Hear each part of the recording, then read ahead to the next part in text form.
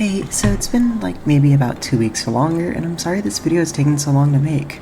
However, we're back and I'm ready to talk about a new game. Today, I'll be talking about Picayune Dreams, which is kind of like a hybrid between Vampire Survivors and Touhou, but it has horror and kind of scary things in it. There are so many things I love about this game, and I just really wanted to talk about it. If this background gameplay looks cool, the game is pretty cheap because of the Steam sale, so you should definitely check it out and consider buying it before watching the rest of this video. Also, huge spoilers, obviously. This is an analysis video, but yeah. Anyways, on to the video, and thanks for watching. Alright, so I'll start by talking about the gameplay. It's pretty simple. You start by waking up, and you can choose 4 different locations to go to. Every time you go to a new location, it adds a new enemy type to the pool of enemies, which there are a variety of. You can also find statues that give you a buff, if you have the upgrade at least, however sometimes at a cost. Anyways, it follows the same kind of gameplay loop as Vampire Survivors. When you actually get to the location of your choice, you kill enemies, get points, get upgrades, get more points, rinse and repeat. However, unlike Vampire Survivors, these enemies have different AIs. Well, Vampire Survivor has that too, but whatever. Anyways, these characters can have abilities, which is a nice touch. Some can shoot you, some can dash at you, etc. You also have a little core, and this is like your hitbox, just like Touhou. Anyways, after a bit, this mortality meter will reach 5, at least on your first time playing or on the first level. This will cause the enemies to stop spawning and a boss fight to start. Before that you talk to them a little bit, kind of like a pre-fight conversation in most mainline Touhou games. Snarky and somewhat comedic, at least the first few can be, and even some of the later ones can be too. After this first little encounter, you will fight the boss. They will usually try and follow you and do a bunch of attacks. Now, these attacks aren't determined by... I'm turning off my fan. Now, these attacks aren't determined by how much health they have, rather just cycles. And so you usually just cycle through a bunch of different attacks until they're defeated. Anyways, after beating the boss, you'll get some points, and maybe some other stuff if you get the right upgrades, but yeah. Anyways, you'll choose another location, and the cycle repeats. Anyways, you'll most likely eventually die, but when you do, you can return to the menu and get levels. So you might be wondering how levels are incorporated in this game, and leveling gives you skill points, which will allow you to get different kinds of perks, which is, pretty cool. I like it more than the system Vampire Survivors has, just because Vampire Survivors is like you can upgrade very basic stats, but this one actually adds more to the game. They allow you to have like a defined playstyle and add a lot of complexity to the game. You can also change perks and do whatever you want with them, so that's always nice too. Anyways, you can also get new different types of upgrades if you do certain achievements, so there is that too. And that's about it for the gameplay. It's fun, simple, and addictive, and I like its unique spin on the Vampire Survivor roguelite style. Now, onto the style and aesthetic, which is definitely a lot more interesting. Now, the style for this game and the art for the game is really nice. I forgot who did it, but I will say who it is here. It also is on the opening menu. It's very helpful, well, at least the style in the actual game itself is very helpful for the player and also really nice on the eyes. For example, you play as Syl, who I pronounce, her name is C-Y-L, but I just say as Syl. I don't know how it's actually said. Your character is pitch white, and you will never lose her in the chaos of the game because no other enemy is also pitch white. All of Syl's weapons and bullets that you shoot are red, which is nice because you'll never be accidentally dodging your own bullets because sometimes they can come back around to you. And it's also a really nice aesthetic thing, so that's also pretty nice. Also, said weapons add onto your sprite as you get more of them, which is honestly really cool. It just makes you look really cool, and same with her hair, it just moves around in like wind almost. Yeah, I don't know, it's pretty cool. I like that. Now, the enemy designs look also really cute and are absolutely adorable. These guys are easily distinguishable and have unique looks which allow you to know which one's which during a fight, so you can tackle their different movesets. As I mentioned, they can do things like shoot bullets and also dash at you, so you definitely want to stay away from those ones.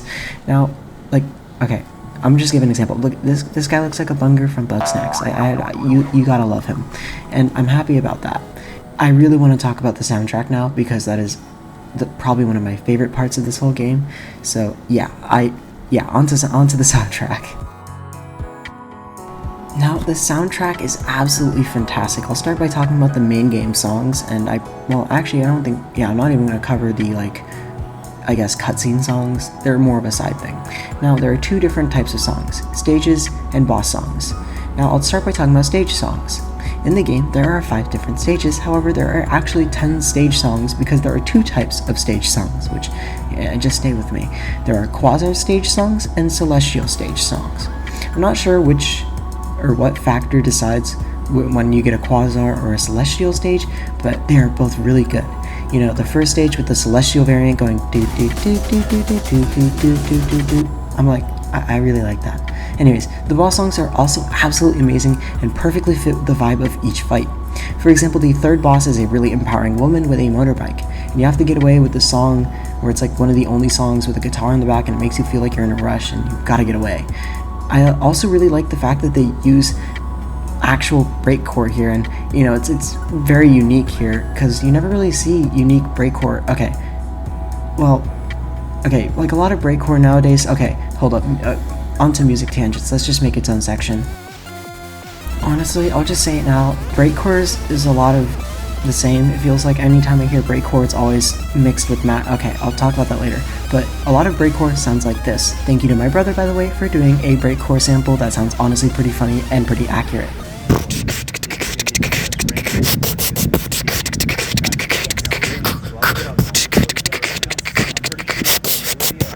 It's all just 170. Oh my god, why did I? It's all just 170 to 250 aim breaks, or just mashcore with an aim break, so people assume it's breakcore, kind of like DJ Kura. I don't know how to say his name actually. Just like this guy, who I'll play his song now. Hello, quick addendum. I decided that I don't have any. Okay, so I don't actually have any DJ Kura songs that fit this criteria because I recently got a new computer and don't have access to any of the albums, so I'll be doing Ayukakaze instead. They have a lot of mashcore with aim and breaks, so yeah, I hope that works. Thank you.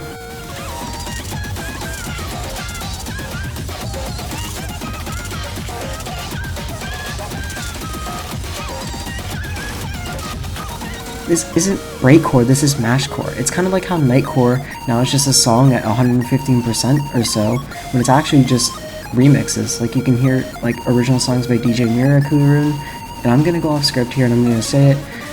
A lot of people have been getting confused about what breakcore actually is. Some people have started to over-exaggerate it into the mashcore genre, and I really don't think that's, well, it's not breakcore, what am I saying?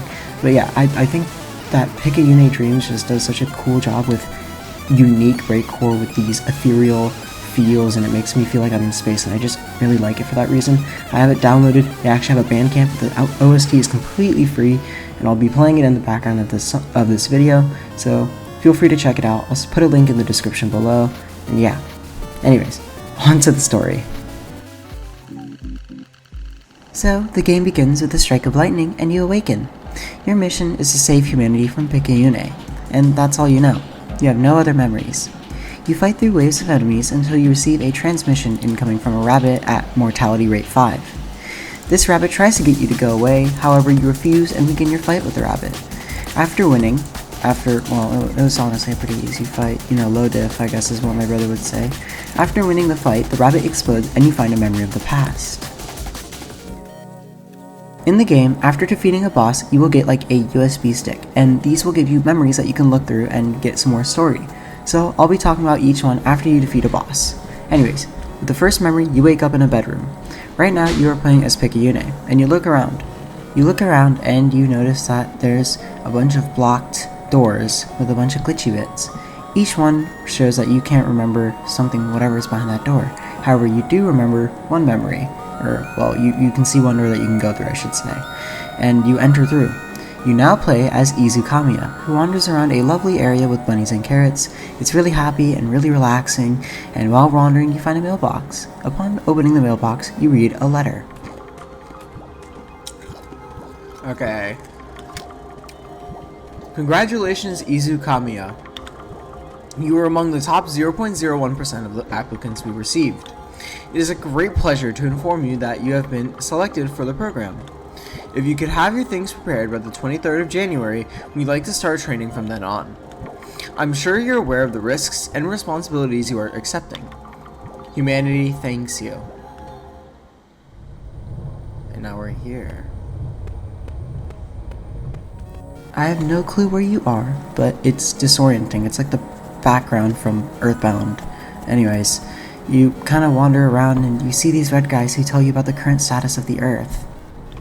You got accepted easy? That's amazing. I was worried for a second. I thought that we might all actually die. That would have been really bad if we all died.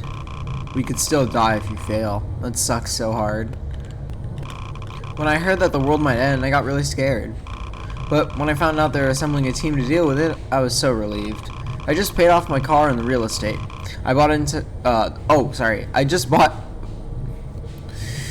just paid off my car, and the real estate I bought has been taking whatever. Okay, yeah, we get it. You're doing good real estate. You're so brave. I can never do something like this. Never. No matter who's in danger. You're a loser. They're getting people that can save the world. Thank God. I don't think I could have died happy if we didn't get to see the end of this baseball season. Haha. Go Sludgeville Snorts. You even talk with your own parents, who have some things to say about your acceptance. Alright, and here's the family. You should consider yourself lucky. If you all die down here while you're up there, you'll be safe. I don't know who's who. The top 1, 0 points, what would it be, 100, the top 100%, my daughter, ha ha ha. There really is nobody better. That's why you gotta do it, Izu. Your brother could learn a thing or two from you. I nearly hit him with my shoe when I told him he was too afraid to send his application.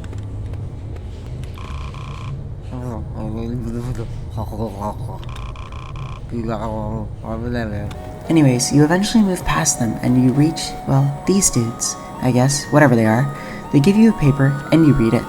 And it says some stuff, I guess. Here. Yeah, you guys.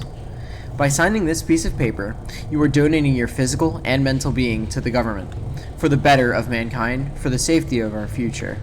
We will do what is necessary to prepare you for the dangerous mission ahead of you. Please sign your legal name on the line below.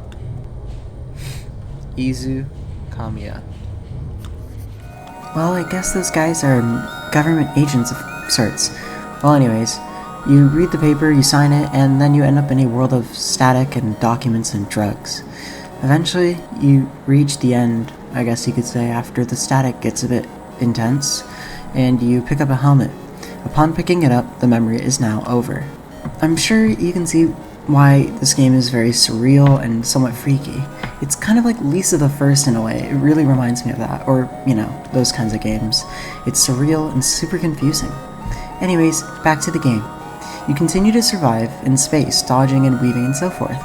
You eventually meet this big worm guy. This worm is like a cybernetic... Well, I don't know what he is, but you fight him, and it's like the worm fight from Terraria, if you know what I'm saying. The Destroyer of Worlds or whatever, the mechanical one. Anyways, yeah. So, beating him is pretty easy. And, oh yes, more memories. Let's go. Alright, you wake back up in the ship, but when you exit now, another memory is unblocked. However, you decide to You decide to visit Izu's room again, and you, oh, look at the rabbit. Isn't that cute? Anyways, you can talk to her and read her diary, and this is what she says. Hello, hi. Welcome to my bedroom. I'm pretty happy with how cool I made it before we took off. You're welcome to chill in my room as long as you'd like. You know, just like how we used to. Meow. Tuesday, the 4th of April. After all the chaos we had getting here, the isolation is a good thing. Pressure is high, but there's no place I'd rather be than here. I love my friends so much. If the mission goes south, it's almost definite that we will not go home. But survival wasn't a guarantee, even down on Earth. So here I am, looking down to make a difference. I don't know. Picayune has always been a tough nut, but she's been coming out of her shell more recently. I guess being away from all the government weirdos is doing her some good. She's even been delegating tasks and showing us plans and stuff. Harley will lose her job if she keeps this up. Lol. And that's that. Okay. Anyways, on to the other dorm. You now play as Matthew, and you're in your dorm room within the academy. This takes place after Izu's acceptance, by the way, just a quick heads up, if it wasn't already obvious. Anyways, you notice some notes on the ground, and upon reading them, you see this. Hello, Matthew. Just wanted to reach out and touch base since you've been struggling over the past 3 weeks. Due to the position we and the rest of the government are in, this is your first warning. We have scheduled an appointment for you with our team of biochemical researchers to look into pathways forward. There is only so much time and resources we can delegate into one person, so we'd like to see a significant improvement in your scores by the end of the week. If your credibility fails to increase, it will be your second warning and we will look into other options.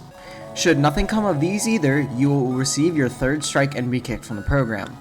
Once you are kicked from the program, we will generate a bill and a payment plan for all the resources you utilized. You will also no longer be eligible for the monetary incentive we initially offered. If you have any questions or concerns, don't hesitate to reach out. Dr. Amon. Amon Gus. I don't trust these biomedical researchers. Well, anyways, you leave the room, and also just a quick side note, I have no clue why, but when you look at everyone's room, you can see their name and who they are. However, when you look at where Picayune's would be, you have memory issues. It's very strange. Anyways, you leave and head down this elevator, which shakes a lot. You go down to the cafeteria and see all your friends. They all hope you're doing really good and want to stay and comfort you. It's really nice. Alexis says that she was the one who should have been. She's like the mess up of the team. Picayune hopes you're safe. Izu's hoping you're safe. It's really wholesome. Anyways, you decide to go meet the biomedical researchers in the medical room and, well...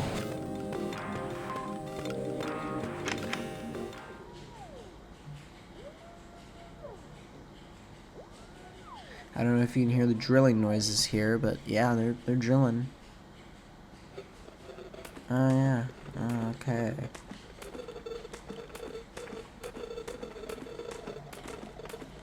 Oh, hi, mister. You must be the researcher who ruined my vision. You know, honestly, I don't even know what to make of this either. Anyways, you wake up and everything is just wrong. Like, not only is everything visually wrong, of course, as if it wasn't obvious enough, but literally anything you interact with gives you just blocks of code. There is an exception, though. You see, upon interacting with Picayune's room, like I told you guys about before, it says this. No access. Sad, insecure, desperate. I can't remember what's in there. It's extremely strange. Well, you go back to the cafeteria and you talk with everyone, which is basically impossible because their message goes beyond the text box because of that code thing. Well, except Picayune again. This is her thing. Be safe, Matt. It's really weird that everyone else is treated so differently, yet Picayune has clear text. Well, anyways, you enter another room and, it's just a black... Oh, what are you? Okay, well, you pick up your helmet and the memory ends. Well, that was strange and extremely confusing. However, you go back to the game and the grind begins again.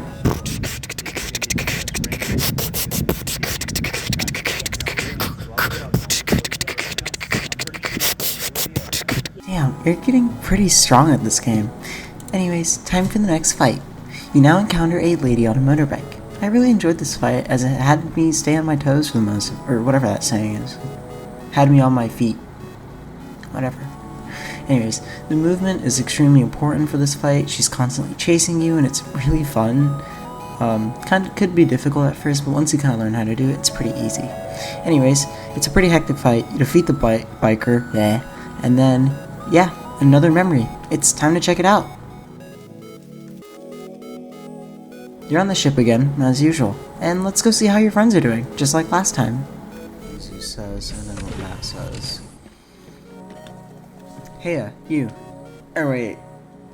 Was I doing the voice of the characters last time? Oh, shoot. What was I doing? I wanted to have fun with it. So what was I doing? Hey, you're back again. I've just been drawing and writing again, to pass the time. Alright, I did it more of a fem... Matt is here too now. We've been catching up. Maybe we'll have some time to do that ourselves, after the mission is over, of course. And when everyone is safe. It's also like, I'm just tired. It's just like hot. Like, I don't know if you hear my fan running. Tuesday, the 13th of April. We are approaching the destination ahead of time. Things are going very, very well. We've been taking the time to chat to each other about our feelings. Knowing everything I know now and what it took to get here, I definitely would not have signed up to do this. I know it sounds really selfish of me, and I know it makes me a bad person to not want to save everyone. But this is so hard. It's so scary. I'm scared, and I don't want to die or be the reason others die. It sucks. I'm just glad I have friends like Picayune to talk about this with stuff. Heart. Smelly. Hello. I hope the mission is going well. Sorry if I seem distant. It is not my intention. You are a good person, and you are strong. You can do this. Yeah, they ruined him. It makes my feet feel tingly. 13th April. All systems are operational. Mission is going to plan. However, Picayune has raised some concerns. She doesn't have trust and faith in our administrators and their actions, specifically mentioning me and my augmentations as a reference. It is true that what I believe what would have happened to me and actually my god. It is true that what I believe what would have happened to me and what actually occurred were different. It was a small price to pay in the grand scheme of saving humanity. I don't disregard what she is saying. However, her concerns do help little to help our current situation. Alright, well, on to the next storm. We're now playing as Harley. For Harley, we want to leave, I guess, so we take her bike and head outside onto the streets. You do a little fun mini game where you have to dodge like trash and stuff on the road and listening to like lo-fi with rain in the background. It's nice. Anyways, you arrive to a convenience store and you buy some snacks. You also notice an employee in the shop. You know, the government ones. I don't know what they're doing here. Well, anyways, you purchase a drink and then just leave, and suddenly the government employee talks with you. Hello, Harley. Hi. What's with the sour tone? I've never seen any of you outside the compound, that's it. You don't think I have a life of my own, outside of work, family, friends even? Not what I was saying. Right. We know you've been sneaking your phone into the written exams, Harley. Where's that attitude gone? I was gonna drop it on the mission anyways. Fuck the fees. Really? You'd abandon all of your new friends. How will they complete the mission without you? There's plenty of other candidates that can take my place. That's not how it works, Harley. Those candidates have their own teams as well. It'll be all your fault if something goes wrong up there. Keep bringing your phone to the exams. We don't care if you're capable or not. What even happened to everyone? You okay? Oh, yep, you get guilt.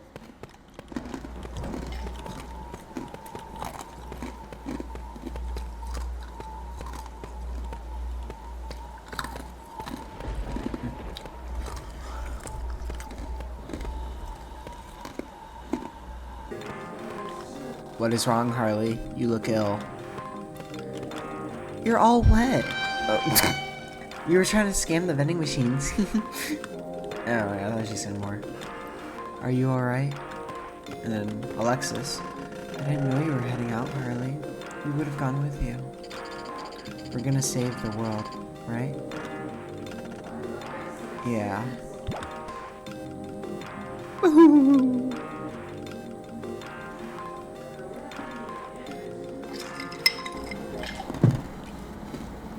Okay, I know that whole segment was long, but I feel like this section is so indescribable that it's best left for the game to show us. It's a strange sequence, but something definitely I will be analyzing later, as it's very important and does speak a lot on Harley's character. Anyways, so yeah, back to the grind. I know, that was pretty short, but you know, back to the grind. Jeez, the fourth stage was honestly a little more rough than you thought, but you managed to pull through. And now you encounter an insecure demon girl who believes the world hates her and is depressed and stuff, I guess. Her fight is actually extremely difficult. She constantly teleports and she does a lot of bullet spam like an actual Tohu boss. So, I hated this. I always take damage. I can do every other boss in the game flawless. I hate her so much. Except the Overdrive one, I'm bad at that. You probably see me playing that a lot in the background. Actually, I'm playing on the harder difficulty. Anyways, tangent over. Yeah, you finally beat her, and you win another memory. And this is the final memory of the game, actually. Now, this is also one of the most insane memories of the game, and you'll probably see why soon. Now, you play as Alexis. Oh, wait, no. Before that, let's go check on our friends. Hey, you. Been getting further and further? That's amazing. Harley is back now, which is cool. I'm looking forward to spending time with Alexis when they aren't being such a mope. Sound like I can't remember. Sunday, the 16th of April. Freaking tonal change. Things have been getting a bit weird. Apparently the aberration we came to collapse is already influencing us. My fingertips feel like they have permanent pins and needles. It could just be like a single wave of it, but Picayune and Harley are scared of this thing being one of many. If too much hits us, who knows what will happen. Stinker. I remember this one. You're back, and with even more progress. That's reassuring. The most painful part about all of this is having to sit and wait. Maybe it's just the enhancement, but waiting around for others to do more work, for me is painful. 16th April. All systems are operational. However, health statuses seem to be fluctuating. Radiation waves are reaching further out from the origin of the aberration than was disclosed to us. I've noticed abnormalities in the crew, emotional outbursts, visions, memory loss. I have been immune to these, most likely due to my extra enhancements over the others. My battery life has been shortened by about 38%, requiring me to stay on my charging platform for longer periods. If we do not reach the aberration soon enough, I fear all of us will suffer irreparable mental and physical damage. What's up? Everything's going good out there? Fuck me, I'm glad we've got someone like you helping us. You're an absolute legend, you know that? After this is all over, I owe you big time. Yippee! It's the 16th of April, I think.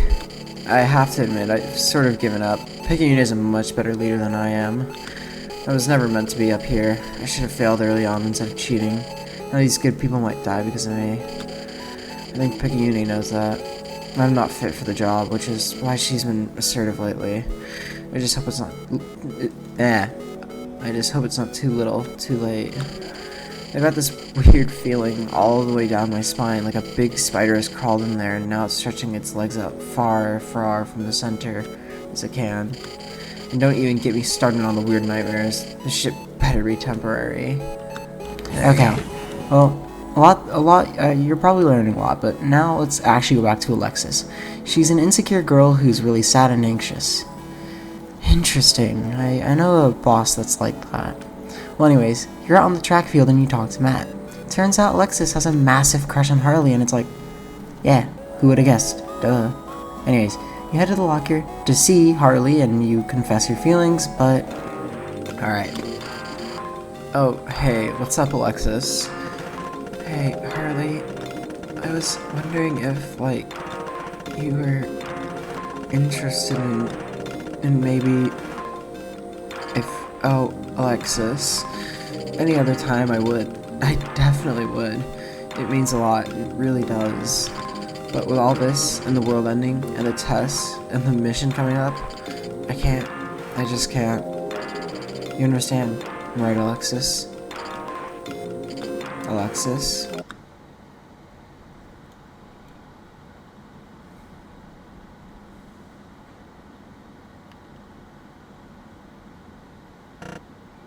Yes, I understand. Of course.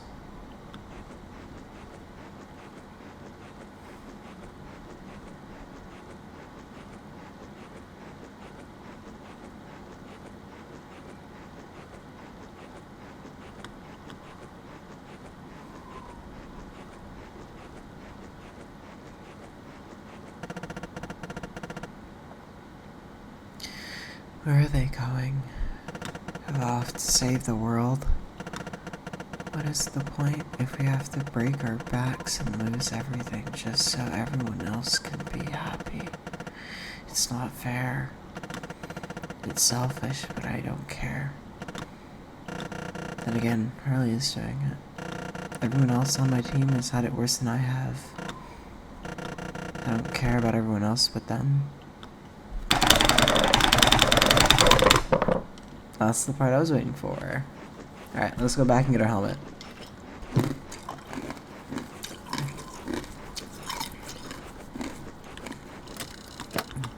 Jeez, that's pretty rough. Anyways, you follow your friends into space after the whole desert thing, and you get your helmet, and you head to space. And, well, this is the final segment of the memory, and I think it's best left to the game for this part. Okay.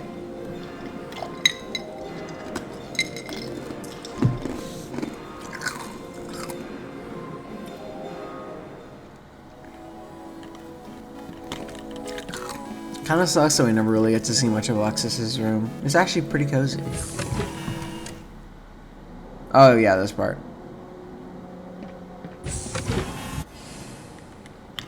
Everything is going to hell. There's no way we're gonna reach it in time.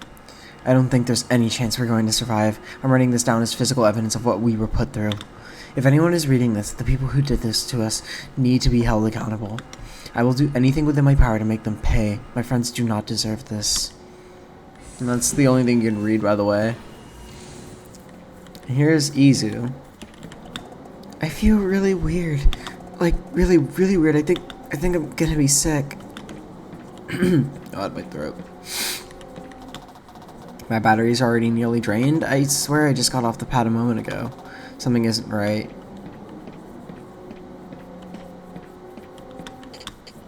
This is my fault. I'm sorry. This is all my fault. Please forgive me.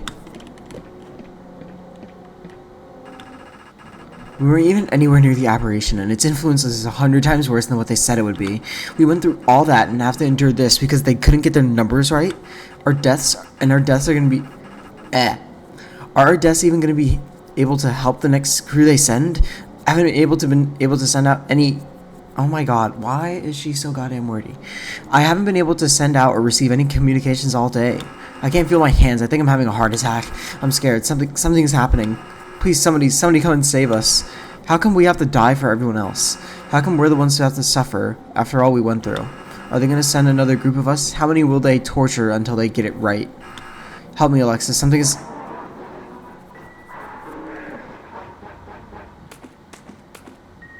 Ooh, damn, that was a wide mat.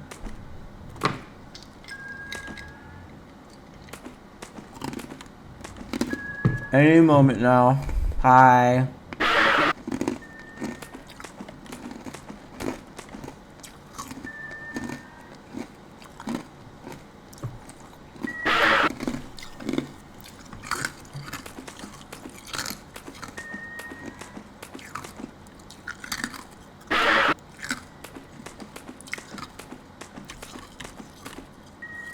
So weird that everything moves. Now I don't know really what happens to Picayune here, but we'll talk about it soon. I actually am doing this as I finish the script. And that's the final memory. Now, you probably have a ton of questions, and don't worry, I'll be answering them soon, so let's just get to the final stage. Jeez. Yeah, 5th stage was pretty tough. Well, anyways, you finally have reached her. You've reached Picayune. She looks just like you, but with longer hair. Weird. However, then she becomes this weird face you saw earlier, so I don't know. Anyways, this fight is split into 3 phases. Each phase has 100,000 health on the standard difficulty. Upon beating them, you get points and health, assuming you got that upgrade. The first phase is just her face, which teleports around. The second phase is like a bunch of chunks of her face or something. And the third is her true form. Upon beating her, she says a bunch of stuff in anger about how she's angry that she got defeated despite absorbing the aberration. Now, you can keep going for fun, or you can go home. Obviously, you go home to get the ending, and this is what happens. Okay, before we watch this cutscene, I didn't record me beating the final boss, so all of this gameplay of the final boss you have seen is most likely from a guy on YouTube, who I will also be using for something else later. However, yeah, you'll probably be seeing them a bit for these parts. So yeah, thank you to them. You'll probably just see me reading off a YouTube screen. Alright, on to the ending. Okay, so I finally finished the game. However, I can't replay the ending, so we're just gonna watch Unlimited Golden here. Thank you. Can't even be bothered. Oh, God, I gotta do the voices of the characters. Okay, I'm gonna do the first ending. I'm gonna read everything she says because there's a bunch of things that I did not mention earlier, or I didn't actually read these. So yeah. How did I lose? How? I absorbed the aberration and became an energy. Itself. Did I waste that much? Okay, hold up. How did I lose? How? I absorbed the aberration and became energy itself. Did I waste that much energy trying to stop you getting here? How am I gonna make humanity pay if I'm dead? How am I gonna do that? No, no, no! This isn't the way it was supposed to go. Okay, hold up. You spoiled piece of garbage. You didn't have to sacrifice to be strong. You didn't know the stakes. You don't know anything at all. I got killed by a moron. A stupid idiot killed me. It's not fair. It's not supposed to, it's not just. It's not right. It's not the way it was supposed to play out. Okay, and then she dies. Yep. That's what I remember. Obligations exhausted. Mission completed. Home called to me with open arms. I answered. I had done right. The faces of the people who get to live another day because of my actions made the struggle worth doing. Comprehensive psychiatric evaluation and thorough physical examination. Sole survivor. Sleeper freak of nature abnormality. Cybernetic fugue amnesiac. They call me Picayune more. Not what I'd call myself. Work, friends, and a degree. I can't remember any of them. What a shame. I have a family too. A variety of Moors, like me, except not like me. They're so proud, but it's an applause without context. Include me and tell me stories, but I can't help think, did I do that? Or would I do that? Picayune is nothing like Syl. After a week or two, the world moves on. It was time to worry about some other threat to their convenience. The air tastes of plastic and charcoal, oxygen microwaving society by 100th of a Fahrenheit each month. Will they also be assembling a team for this? Firepower so fine-tuned it's like a fourth move in rock, paper, scissors. Platinum eagles harboring tubes of brimstone death. Pilots with orders to protect. Sean? Your underwear is here. I was recording.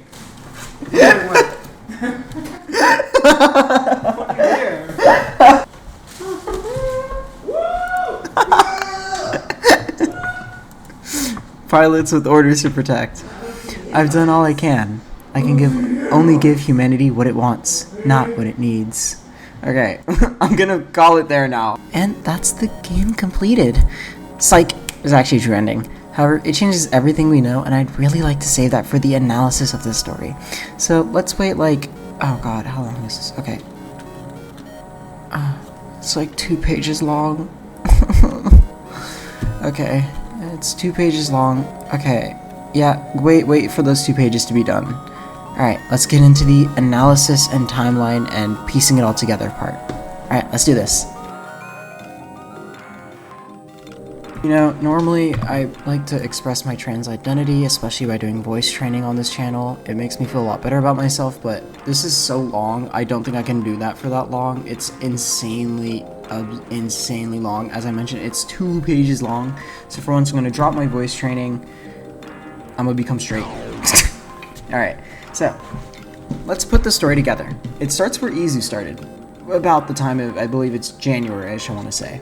There's something called the aberration that is being a threat to humanity. Apparently it's a big enough threat that they're looking for kids and teens to join some sort of academy, or boot camp I should say, to fight the aberration somehow. Teens must apply and take a test to get into this academy. We see this in Izu, who's accepted before the I messed up that sentence. Okay, redo. Alright, before this acceptance letter, her life was happy and joyful, filled with pure bliss. However, we can see that her world crumbled and fell apart after getting this acceptance letter. You can see with the background and all that. And in addition, she had to accept that her physical being and mental being, I guess, is now property of the government. And, yeah, that's pretty awful, and I'm pretty sure the theme of government corruption is already kind of sat in your head a bit. So, you know, let that stuff cook in your brain. Now, before we move on to Matt's memory, I'm gonna have to do a quick little gap filler to explain a couple things about what's going on that I had to piece together. And also, I just want to talk more because I like talking. So you see, the government most likely puts the kids who were accepted into groups based on their performance, most likely based on the test that they did. People of similar percentile were grouped together, and the reason they did this was because they'd send out people of worse percentile first. They use these people as cannon fodder, essentially, as a test subject to figure out what to do with the aberration and how to counter this. Anyways, Izu, Matt, Alexis, and Harley and Picayune are grouped together. They also did the test on some kind of schedule that they would ensure they're doing well, like, regular courses, and make sure they're doing well physically and that they are smart, I guess. And anyways, they did this so they could learn how to take down the I don't know what they actually teach you, but yeah, they do something, they get a score, and these tests would be physical and written. Oh wait, I just said that. I have actual dimension. Anyways, so yeah, you kind of get how this school works now. Now we can talk about Matt's memory. With Matt, he had been struggling in the academy with his scores. The government decided that the best course of action to ensure his success was to cybernetically enhance him with augmentations. Upon doing this, he basically became an entirely new person almost. Everything to him is broken down in their most basic components and descriptions, and he's basically a robot with a human AI, a human consciousness, sorry. He's like, well, I don't really know how to put it. In addition, he's also just jacked now because he can run really fast, as we can see in the scores in the track field.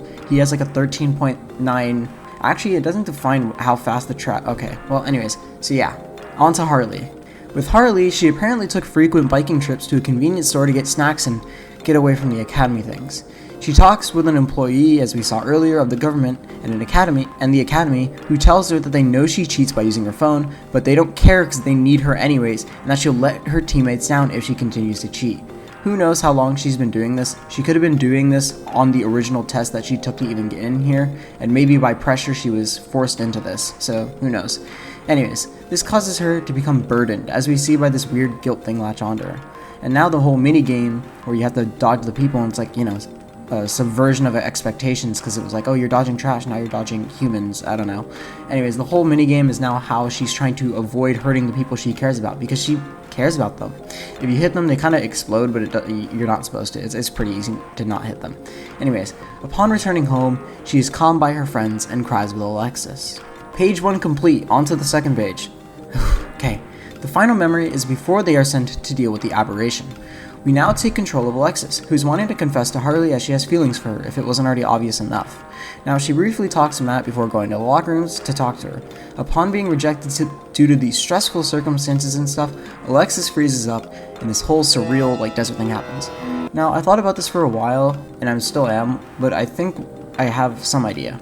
What the desert and rock most likely represent is how she feels utterly devastated and hopeless, the feeling of being abandoned in a desert, or maybe all of her motivation just being sucked right out. Her response might be lethargy and hopelessness, as symbolized by her being petrified into a rock. However, despite that, she gets newfound motivation to press on for her friends, and they soon all go to space together. Oh my god, I'm talking so much. Now we're going to talk about the second part of the final memory later. First, we'll talk about how everyone was doing. Before playing as a new memory character like Izu, Matt, and whatever, Alexis, you play as Picayune, obviously. Now, you're on the ship, and this is where this whole ship segments happen. We're able to check on each member of our team as we fly to the aberration. While we fly, we see how things slowly begin to get worse. What? Begin to get worse. Wow. Okay. Things slowly begin to get worse. Starting with Izu, insecurity and fear. When she talks about how she was scared and slowly more selfish, this is kind of what Matt was talking about when he talked about how people were having more emotional outbursts, I think. It's still kind of up in the air, but it could also just be fear because you're in space all alone.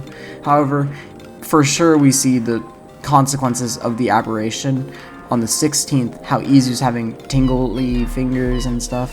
Matt's battery life is getting worse. My cat's on the window. Damn, he had trouble climbing up. He's fat as hell. And Harley is having terrible nightmares. All of these things are due to the waves of the aberration, however Matt calls them radiation waves. I'm not really sure if it's radiation or just magic, but yeah. Now we can finally talk about the final memory.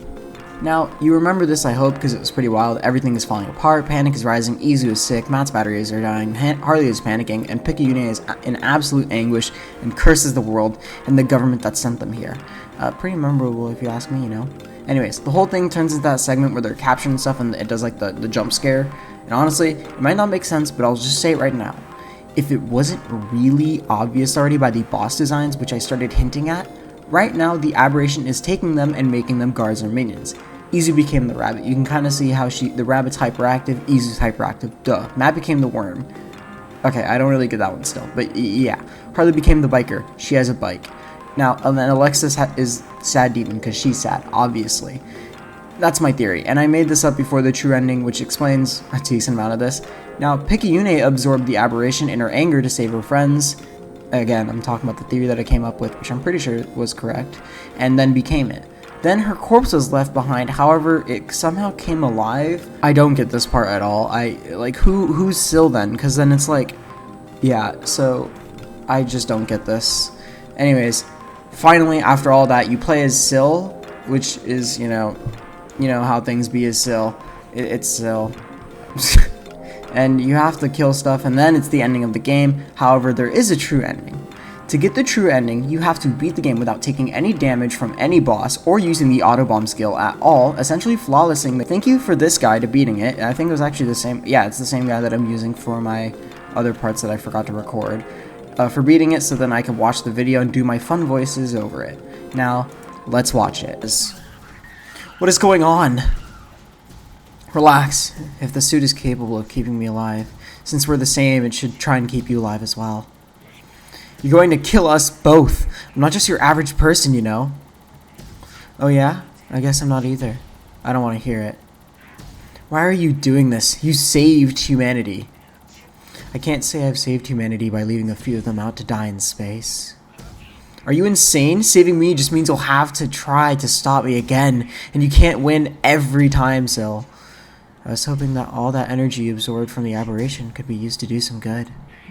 Do some good for who? The people back on Earth? There's no way. Are you stupid? No, not for humanity. For Izu, Matt, Harley, and Alexis. If you become the next aberration, you understand it a lot better than before, right? If I do that, they might stabilize. But they might also remember everything that happened and what I did. They will not forgive me. They will forgive you, Picayune. They will understand. I'm scared. I'm too scared. I can't. I'm scared of what they'll say. If you regret what you did now, imagine how much regret you will have after there is nothing left. What will they say then? Okay. We'll see if I can. Burn the energy away. I'm about to burn. I think I've torched it off them. The aberration is leaking out of my pores as we speak. The mission is complete. Without that power, how will we come back together? No, I don't want to fuse, Sil. We're nothing alike. It would just be another murder attempt. I'm okay with being the copy, if that's what you were wondering. Sounds like it's what my ego deserves. And besides, they would think we're insane if we didn't come back with some walking, talking evidence. Alright, I can be a person.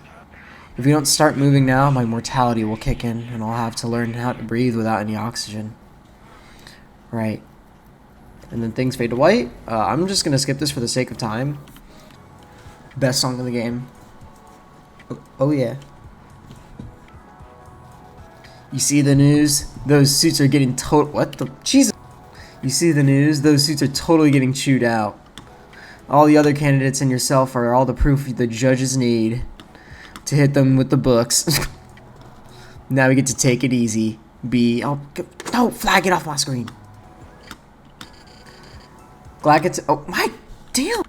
Glad you can make it to this Arvo, Sil. Yeah, it's really nice to see you. Adjusting well. Boogie time. Oh yeah. She's hitting that grill bee. Now the best part. Do you hear that? Yeah, this was the right call. I'm the happiest I've ever been. Thank you, Sil. Honestly, this ending compared to the other one is so much happier, and it kind of made me cry a little when I saw it. And honestly, it's pretty self-explanatory. There's stuff about this game, how it's like a loop and stuff, and I'm not even going to bother with it because I don't fully understand that. I haven't even scratched the surface with it, but yeah. Other than that though, that's it for the analysis, so yeah. Overall, this game is phenomenal. Even if you haven't played it, you absolutely should buy it. Steam sale might still be going on. Honestly, this video has taken longer than I thought to make. And the amazing style and the awesome gameplay and the music is so good, and I think you should just honestly buy it. sorry for the delay in this video. It just ended up being a lot longer than I thought. Actually, like, off script here, I didn't think this video would be, I think, what, it's almost like 50 minutes now. I didn't think it would almost be 50 minutes, but hey, I made it, and if you made it this far, it honestly means a lot. This video was long, and you know, it's nice to see long form content do good. I always like that. So yeah. Anyways, I'll see you next time in the next video where I might talk about how Cyberpunk is a great dress-up game, or Yume Nikki, who knows. Anyways, see you guys.